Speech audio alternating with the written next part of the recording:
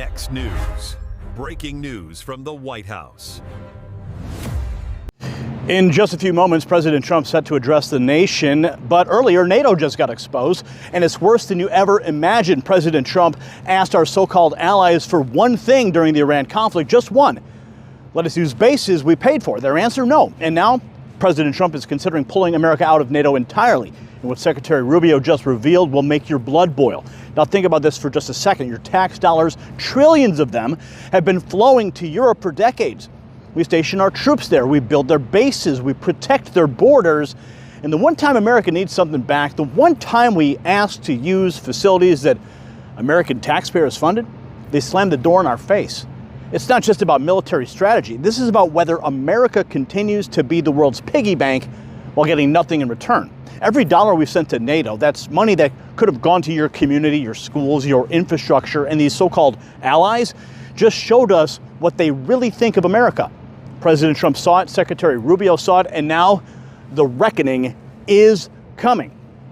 And speaking of protecting what is yours while others try to take advantage, listen carefully, because Wall Street doesn't lose money on sell-offs. You do. They create the panic, wait for you to dump your position out of fear and scoop it up at a discount. The big banks, they're not selling their gold, they're buying yours. Every time the headlines scream, regular people sell. And every time regular people sell, the institutions are right there waiting with open hands. You built your portfolio insurance for a reason. Don't let a red day hand it over to the people who caused it. That's why I tell people to check out Noble Gold Investments at nextnewsgold.com. And right now, qualifying accounts receive a free 10th ounce American Gold Eagle. That's real gold in your hands. While the establishment protects their wealth, maybe it's time that you protected yours. Now let's get back to NATO that's falling apart at the seams. Oh, get ready. This is the situation. President Trump just finished decimating Iran's military capabilities, and while American forces were doing the heavy lifting, our NATO partners sat on their hands. But don't take my word for it. Let me show you exactly what's happening and why the future of this alliance is now hanging by a thread. You see, Secretary of State Marco Rubio just went on camera and delivered what might be the most devastating indictment of NATO we've ever heard from a sitting official. He's not holding back. He's not being diplomatic. He's laying out exactly what happened when America asked for help. And you need to hear this. If now we have reached a point where the NATO alliance means that we can't use those bases, that in fact, that we can no longer use those bases to defend America's interests, then NATO is a one-way street. Then NATO is simply about us having troops in Europe to defend Europe. But when we need their help, not their help, we're not asking them to conduct airstrikes. When we need them to allow us to use their military bases, their answer is no.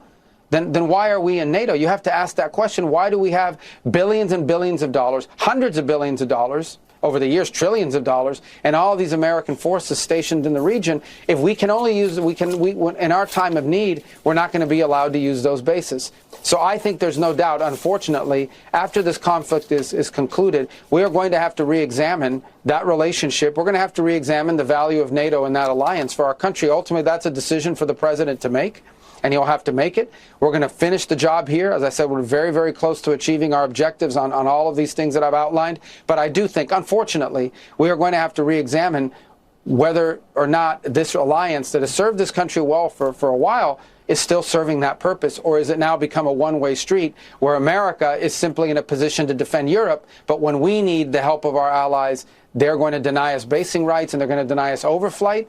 I think these are very legitimate questions that we need to be asking, and this are going to have to be very carefully examined after this conflict is over. Did you catch that? Rubio said we spent trillions of dollars, and when we needed to use those bases, they said no.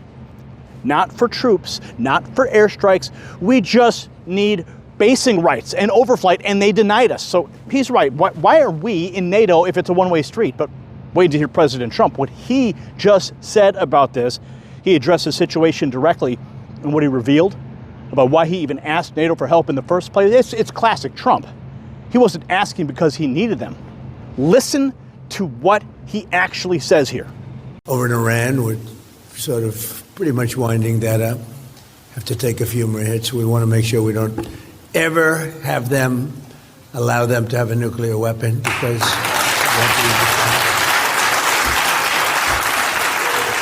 they'll use it, and you see how serious they were with the conventional ballistic missiles. They have thousands of them. We've blown most of them up. You notice every week it gets a little less at us and at our allies. We've had some very good allies over there. We've had some very bad allies in NATO. I hope you're all watching that, Scott, because we had some asks. And, you know, we spend trillions of dollars on NATO. And when we need them, which we never do, we didn't need them here either. To be honest, I was really asking because I wanted to see what they do. We didn't need them. We blasted the hell out of them, out of Iran. And the last thing I needed was NATO stepping in our way, because they're a paper tiger.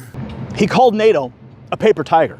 And here's the brilliance. Trump said he asked for their help just to see what they would do, a test, and they failed spectacularly. He says we've blasted the hell out of Iran without them. The last thing that he needed was NATO stepping in our way. That's a commander-in-chief who knows exactly what he's doing. Now watch how the Europeans are scrambling to respond. Pay attention. British Prime Minister Keir Starmer just got asked point blank about Trump considering pulling out of NATO.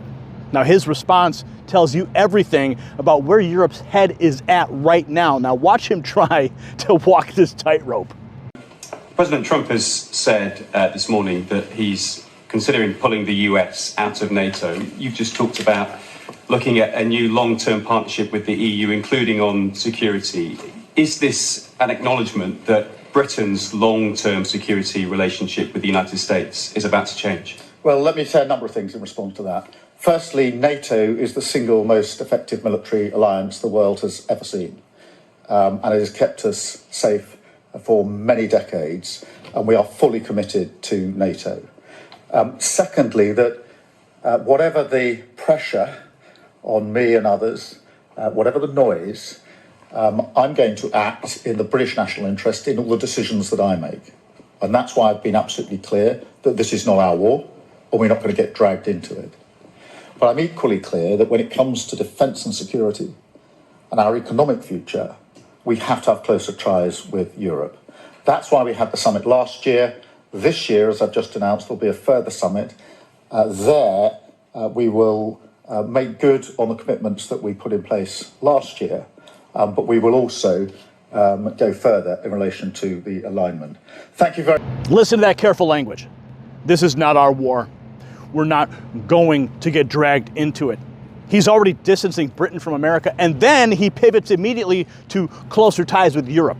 Starmer just told you where his loyalty lies, and it's not with the United States. You see, the mask is off, and this administration official just made it clear with what happens next. See, this is short, but it's powerful.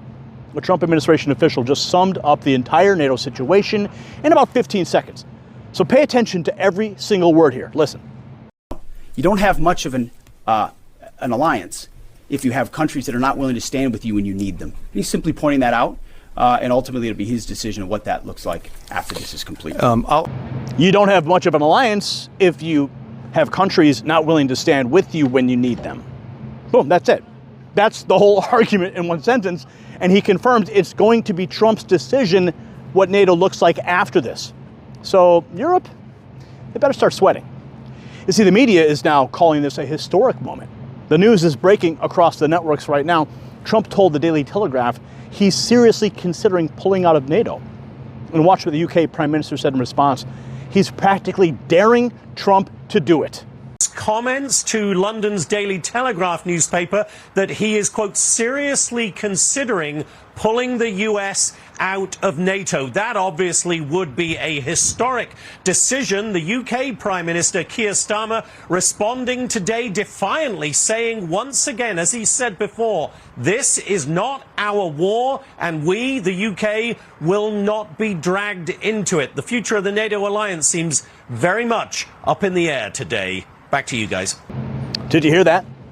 Starmer is defiant, saying this is not our war and they will not be dragged into it. He's drawing a line against the United States, and the reporter nails it. The future of the NATO alliance seems very much up in the air today.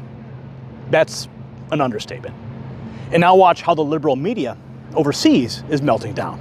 This British radio host perfectly captures how the European elite, how they're handling this news.